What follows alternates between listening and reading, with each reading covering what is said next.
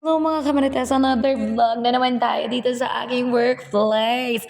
At nandito na naman ako sa kabilang bodega sa ating hardware na pinagtratrabahuan. At ngayon, bilang isang mabait at masipag na empleyado dito sa hardware na aking pinagtatrabahuan, magiging masipag tayo sa pag-fix ng ating mga stocks.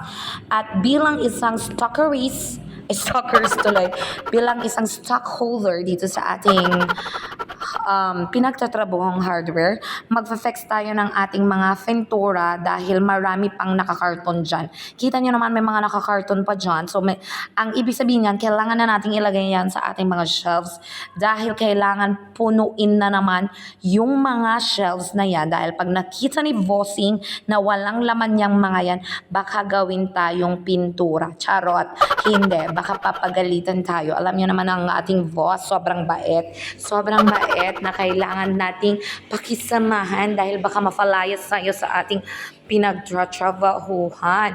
At ayan, kasama kasi na Ate Ellie at Ayla sa aking workplace bilang isang mga papaanawang bata. At ayan, habang ako'y nag-fix, kung ano-ano na lamang ang aking naiisip na gawin at ilagay dyan para lang mapuno yan, para may makita yung boss ko. Alam niyo naman yung boss ko, sigurista at talagang ayaw niya talaga ng kulang-kulang ang stocks. Siyempre iwawalis natin ang ating 1,000 years ng alikabok sa ating bodega.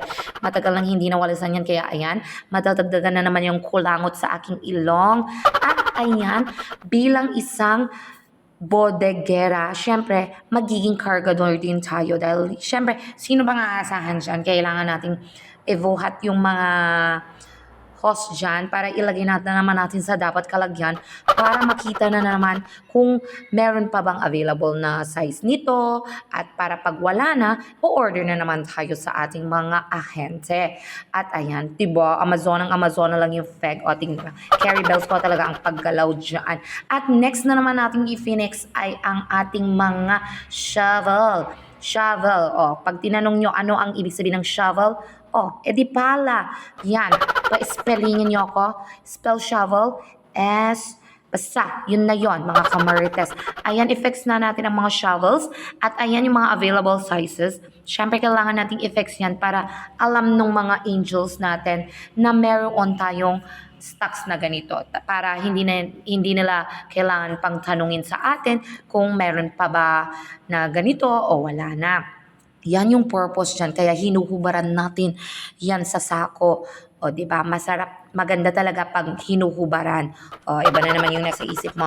At ayan, ang dami kong nilagay dyan. At ayan, to the effort na naman ako dyan. At, syempre, huwag natin kakaligtaan na ayusin yung mga sako dyan, i-fix na natin yan, tatanggalin na natin yan, at i-recycle natin yung mga sakong pinagtanggalan natin yan dahil gagawin yan natin na basura. At yan na muna ang ating video sa aking workplace. Thank you sa panonood. Salamat! Bye!